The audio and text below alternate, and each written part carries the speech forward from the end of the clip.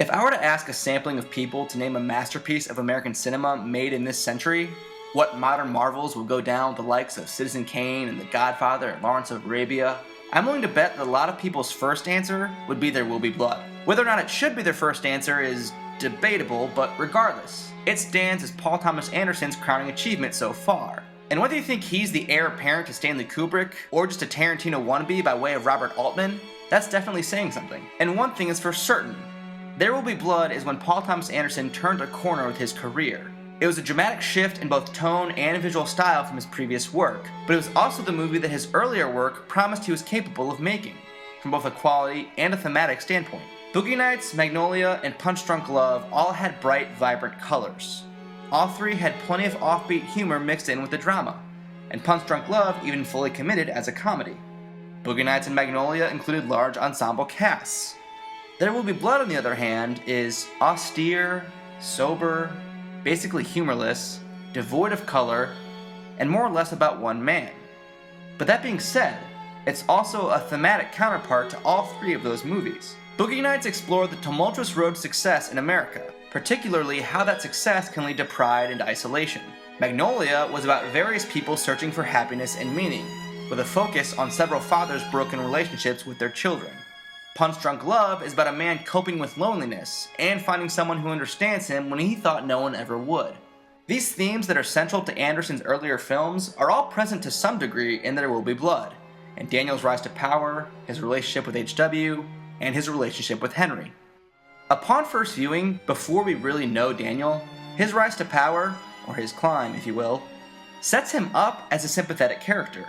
He's hardworking, performing manual labor, he's alone, hugging himself in the wind, and he's kind of blundering and incapable, but also painfully determined. And it works. He gets enough money for a crew and proper equipment, but that determination and single-mindedness remain. He has a goal, and he's going to do everything he can to reach it with ingenuity and focus. And he does. I'm going to come back to all this because it plays out differently with the benefit of hindsight, but for now, this all paints Daniel pretty positively. And so when he takes this now fatherless child as his own, we have no reason to doubt his intentions. He's probably doing it out of some sense of duty or obligation or survivor's guilt, taking over his fallen workers' fatherly duties. Or so it would appear. Again, I'll come back to this. Once you've seen the whole film, it's hard to properly judge this character at face value as he's presented. But looking at him with fresh eyes, he doesn't give us much reason to dislike him or distrust him. You might distrust him, but why would you?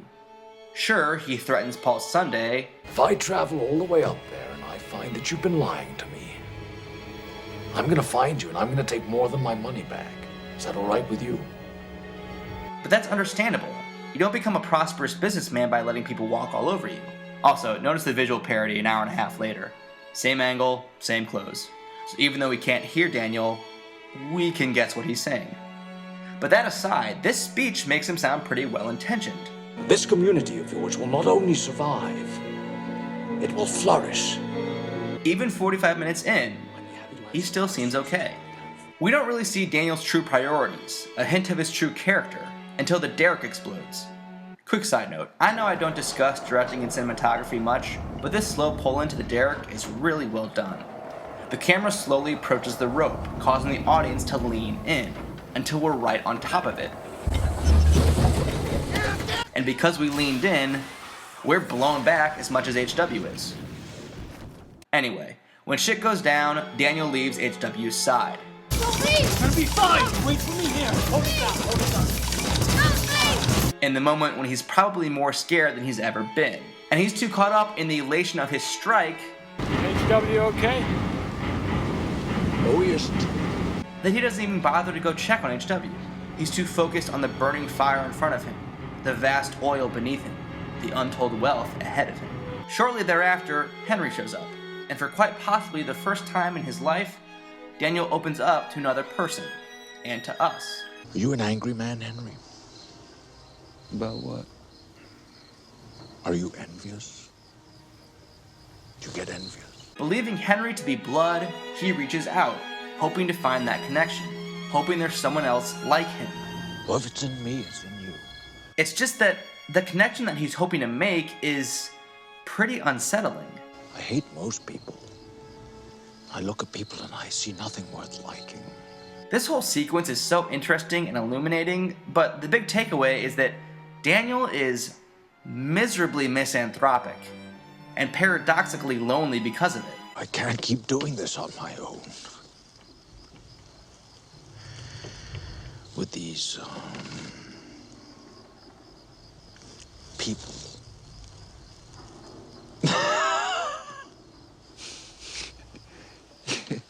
And this is probably why he kills Henry. Sure, it might be because he was fooled by him or he gave him money, but I think it's because Henry now knows his most intimate secrets about hating people. And Henry isn't family. Henry isn't like Daniel. He's just another person for Daniel to hate. People. He's not worthy of Daniel's attention, time, or money. He's not worthy of knowing Daniel's struggle with his hatred. He's not worthy of living. And I think Daniel's also killing the messenger who tells him his brother's dead, as he loses that possibility of a human connection, of finding that person who is worthy. Also notice Daniel using a pickaxe to dig the grave. If you don't make this connection right away, the music is there to help you.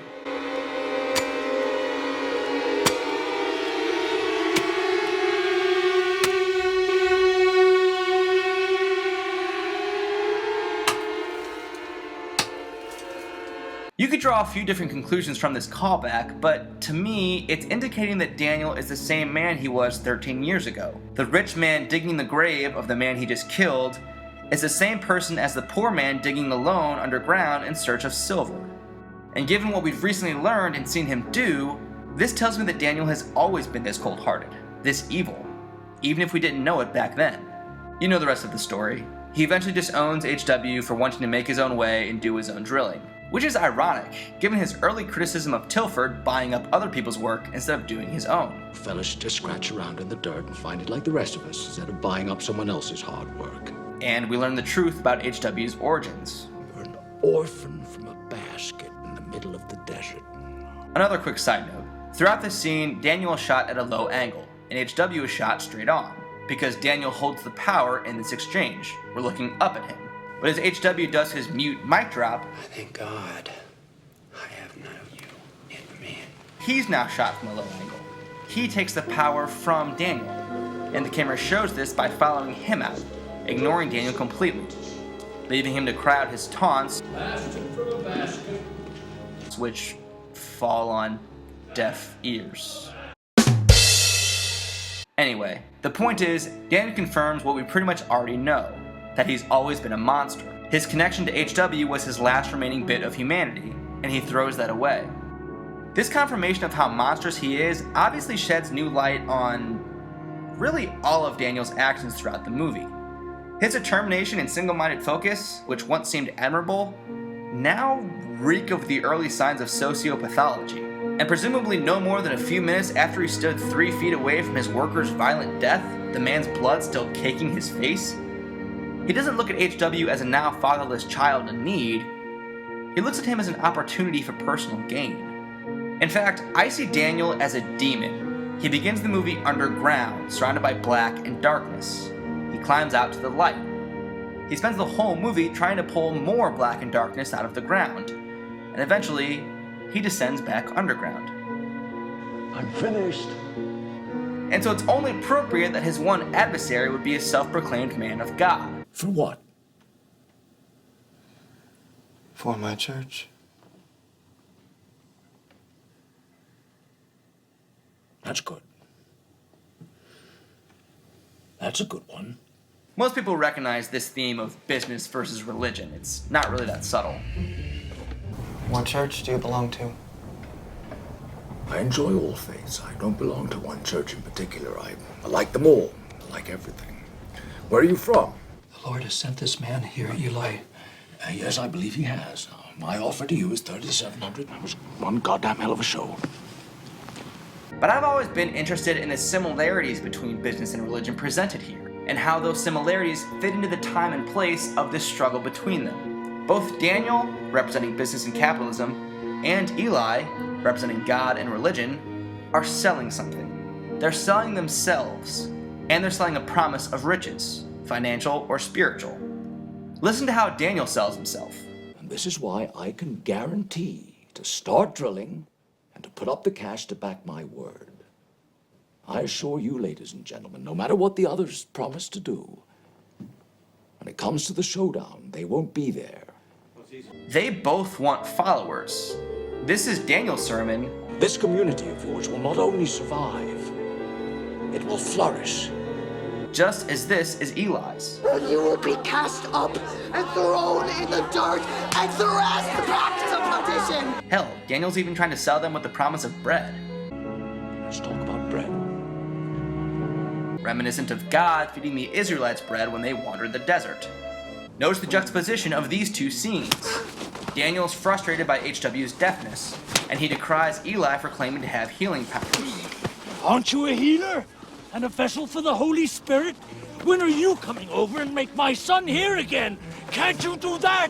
But what he's really doing is just blowing off steam on someone weaker than he is. Because he can. And in the very next scene, Eli does the exact same thing. He's frustrated by Daniel's refusal to pay him his money and embarrassed by his inability to do anything about it. And so he takes out his frustrations on someone weaker than he is. Because he can. And the conclusion of all of this is money wins. Money wins over God. I am a false prophet. God is a superstition. Say it again.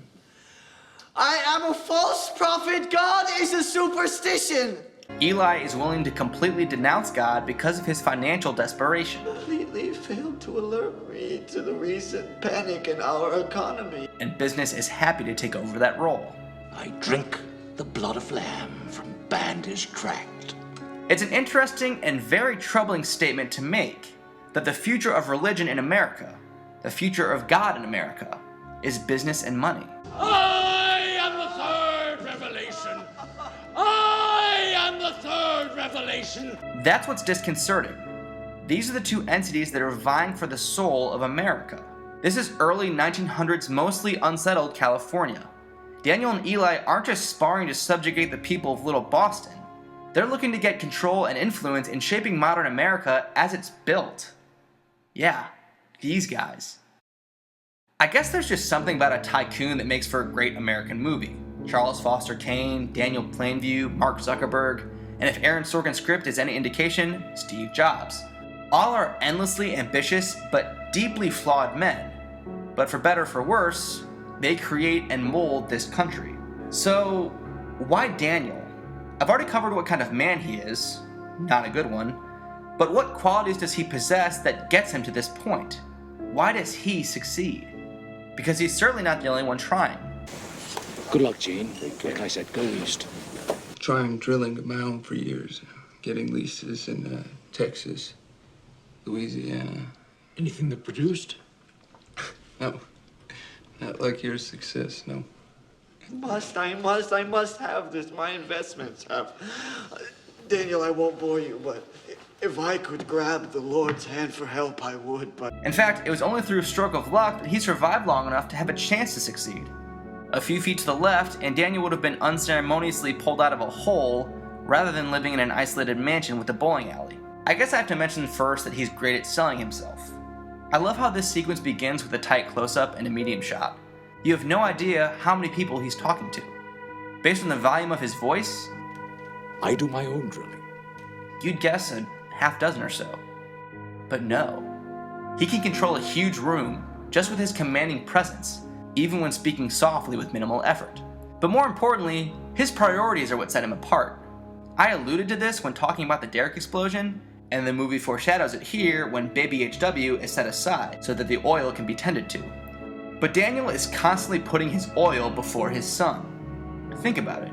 He builds 100 miles of pipeline just so he doesn't have to outsource the job of transporting his precious oil, and yet he outsources the caretaking of his son. How big is the room? Oh, it's a fair size. He doesn't bring HW back until the pipeline is nearly finished. And in his one moment of introspection and self-discovery, Say it louder. I've abandoned my child! I've abandoned my child! I've abandoned my boy! It's followed up 30 seconds later with,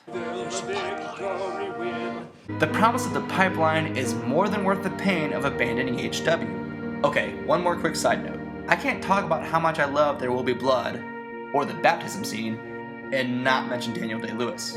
It remains my all-time favorite performance by any actor in any movie, and I do think it's one of the better performances in history.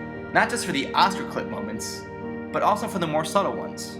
For when he does control the room with practiced prose. For when he looks on Eli's followers with such disdain and disbelief. For when he looks so hurt as he entertains the possibility of Henry's dishonesty. And for when he looks so evil when it's confirmed.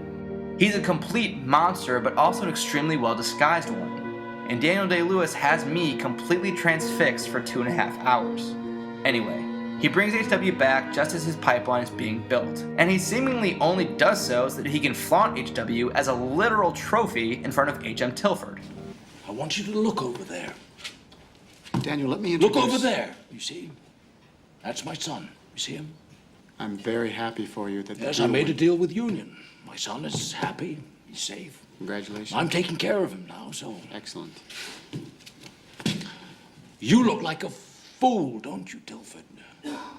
Daniel's success comes to him because he's constantly putting oil and money far ahead of anything else in his life, including and especially his son.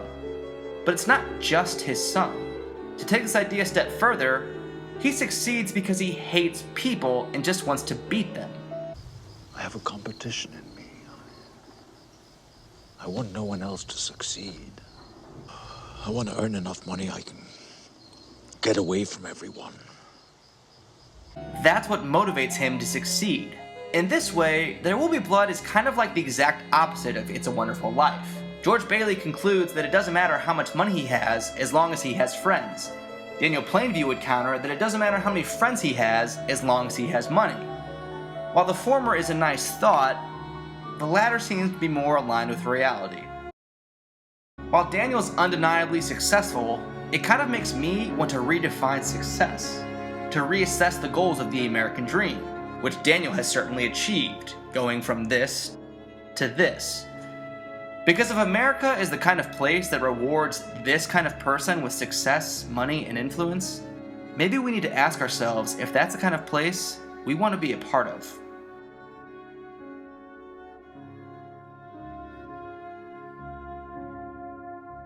I drink your milkshake. I drink it up!